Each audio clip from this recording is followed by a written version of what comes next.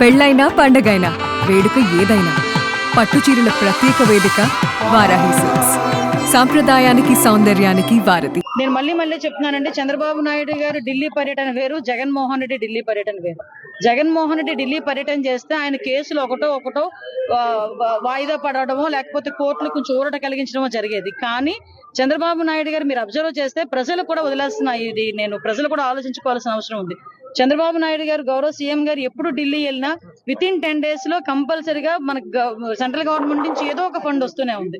కాబట్టి దీన్ని కూడా అర్థం చేసుకోవాల్సిందిగా ప్రతి ఒక్కరిని కోరుకుంటూ, విజ్ఞత కలిగిన చంద్రబాబు నాయుడు గారికి, పవన్ కళ్యాణ్ గారికి కూడా మనందరం కూడా అండదండలుగా ఉండాలని మనస్ఫూర్తిగా తెలియజేస్తున్నాం. మామూలుగానే ఈ రోజు చంద్రబాబు నాయుడు గారిని చూసి, ఎన్డీఏ గవర్నమెంట్ ని చూసి పెట్టుబడులు రావటం అనేది ఎలా ఉన్నదో మీరు అందరూ చూస్తున్నారు. ఎందుకంటే నా నియోజకవర్గంలోనే ఈ రోజు ఆర్సీ మిట్టల్ గానీ, బల్క్ డ్రగ్ పార్క్స్ గానీ, పక్కన ఎలమంచిల్ నియోజకవర్గంలోని గ్రీన్ జోన్ గానీ, మనకి ఎన్టీపీసీ మనకి పవర్ ప్రాజెక్ట్స్ గానీ ఎన్ని వచ్చినాయో మనందరికీ కూడా తెలుసు.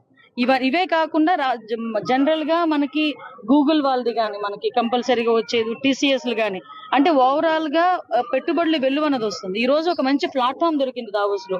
ఆ ప్లాట్ఫామ్ లో కూడా ఈ రోజు గౌరవ చంద్రబాబు నాయుడు గారు, లోకేష్ గారు ఇద్దరు కూడా ప్రసంగించనున్నారు. అది ఒక మంచి అవకాశం కింద భావించాలి.